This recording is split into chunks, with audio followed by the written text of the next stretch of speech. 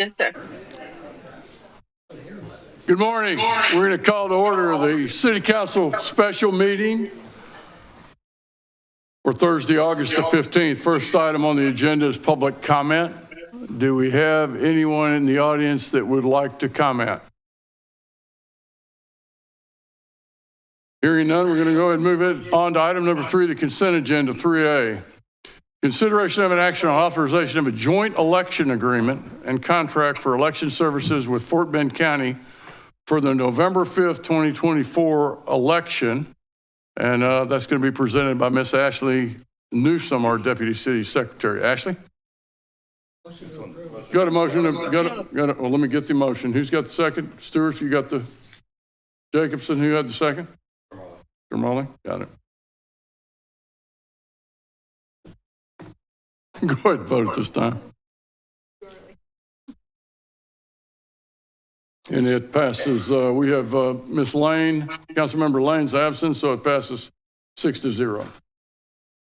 Item number 4, ordinances and resolutions. 4A, first and final consideration. Consideration of an action on City of Sugar Land ordinance number 2350, an ordinance of the City Council of the City of Sugar Land, Texas, calling a bond election to be held on November 5th, 2024 for the purposes of designing, acquiring, equipping, constructing, improving, and renovating the city's public safety facilities, streets, sidewalks, mobility system, drainage facilities, streets, sidewalks, mobility system, drainage, municipal facilities, we got a few doubles, animal shelter control facilities, and setting forth other provisions related thereto. Ms. Jennifer May, our Deputy City Manager.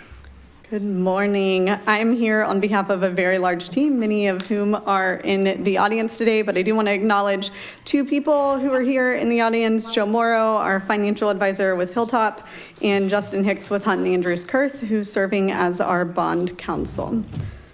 So again, we're here today to approve ordinance number 2350 to call the bond election. Some background that you have seen before. The city has a 5-year capital improvement program that we use to facilitate the planning and management of our capital assets. That is based on public input through resident and citizen satisfaction surveys, asset management programs, master planning, your input, and more. Our financial management policy statements do anticipate to increase transparency and resident engagement, holding bond elections approximately every 5 years. And why do cities do bond elections? Simply put, cities pursue bond elections when the funding for the identified projects is not available within the tax rate capacity that exists today. To date, we have held 3 bond elections. Those are on the screen. The one most recently was in 2019. Through multiple planning sessions, the City Council provided direction to pursue a bond election of no more than $350 million with no more than a 5-cent tax rate impact over the planning period, and looking at projects from public safety and streets to sidewalks and mobility, the full scope of the animal shelter and drainage and municipal facilities. As we've shared, this is based in large part on public input and data. And so we know that residents rate public safety as the #1 reason to live in Sugar Land. Streets and sidewalks are rated highly by residents in terms of what services to emphasize over the next 2 years. Drainage remains one of our highest services when you look at the importance satisfaction rating from residents. And we know that traffic remains a concern within the community, and it is actually the #1 item on that important satisfaction rating in the Citizen Satisfaction Survey. Our draft facilities master plan update has looked at corrective deferred maintenance across our existing buildings, and just as an example of the scale of that deferred maintenance, we have somewhere around $25 million just for 12 different buildings. And we also are proud that our citizens see a very high value for the tax dollar in our community. And so this has led us to make recommendations for the distribution of bond propositions. And you can see that distribution here with 3/4 of the proposed propositions for public safety and street sidewalks and mobility, about 10% each for drainage and municipal facilities, and then the remainder for the animal shelter. Broken down by dollar, you see that here, adding up to $350 million, which equates to approximately $300 million worth of projects in today's dollars.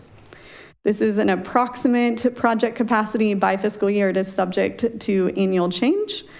And then the Proposition A, which is public safety. This is a listing of those proposed projects, everything from public safety training to police department and fire department facilities and more.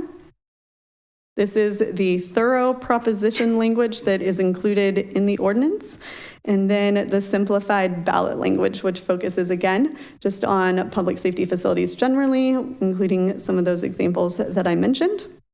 For Proposition B, which is street, sidewalks, and mobility, you see a large emphasis on the Fort Bend County mobility bond projects within placeholder funding for major street rehabilitation, sidewalks, and residential streets, along with additional mobility-focused projects. Here you have the long proposition language again, and the simplified ballot language for street, sidewalks, trails, and the mobility system. For Proposition C, this is the drainage proposition. You see the projects here listed above, the first two being continuation of the Chimney Stone project that we talked about in your capital improvement program workshop this morning, and then other drainage projects throughout the city. The long proposition language and the simplified ballot language for drainage improvements. Then you have municipal facilities with a new field maintenance facility, and then funding for public services, building rehabilitation, and modernization. Long proposition language and the simplified ballot for municipal facilities with those examples. And then lastly, the full funding for the animal shelter and the proposition language and the ballot language. Again, as we've talked about, this assumes a 5 to 7 year planning period with the fund balance in the debt service fund above the policy requirement in all years. We intend to remain one of the lowest property tax rate cities in the state of Texas among similarly sized cities, and we have included inflation. And again, while the bond election could be accommodated in part through the decline in our existing debt service obligations, we cannot afford all of that within the existing debt service tax rate. And so we have assumed some revaluation in future years, and then the 5-cent tax rate impact, which for the average homeowner would result in an incremental impact of just the tax rate of about $5 per month per year, or about $20 by 2030. And for community engagement, we are already doing education, and we'll continue doing that through not just our website and FAQs, but educational and engagement opportunities as well. And so your next steps, again, this is just summarizing everything that we talked about of calling the bond election that will allow residents to decide whether or not to fund the projects, and no more than a 5-cent tax rate impact. And so the final step would be for you to consider on first and final consideration, ordinance number 2350, calling the bond election for November 5th for the purposes that the mayor read: public safety, street, sidewalks, mobility, drainage, municipal facilities, animal shelter and control facilities. And then our next steps upon your consideration, if you approve it, would be to continue that community education and publish any voter information as required by state law, all in advance of Election Day on November 5th. And with that, I would be happy to take any questions. I'll make a motion to call the bond election for November 5th, 2024. Do I have a second? Second. Yep. A second by, And Mayor, I just want to clarify that that motion is there were some slight revisions to the ordinance, and you have a revised copy in front of you, and that motion was for the revisions. They were very minor. Just want to clarify that that was the motion. yes, Thank you. is it? Let me see. Is that this printed sheet? Yes, sir. Okay. In what part do I need to read? You don't, Meredith, he doesn't need to Okay. read anything, just clarify that the motion It was, includes that. We've got a motion. We've got a second by Ferguson. Are there any questions? Suzanne? Thank you. Jennifer, I have constituents that are excited about this bond, but they want more information, like some details of their streets can be covered, or are there, and you were at the meeting actually, are they going to take care of my street, my sidewalk? Where can they find this information so they can know how to access that and Absolutely. understand? There's information already online, and we'll be putting more detail online on the city's website if they search bond election, or it's, we'll be posting a press release with the exact link on it. I don't want to rattle it off at the top of my head and get it wrong, but there's a whole web page dedicated to it. And then you can also submit questions, and we'll be more than happy to go out and visit with whoever has questions and would like education. Anyone else? Vote at this time, please. And it passes 6-0, and we had Councilmember Lane was absent.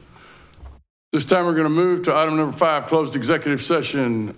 5A, closed executive session is authorized by 551 Texas Government Code in accordance with 55107.1. Consultation with our attorney.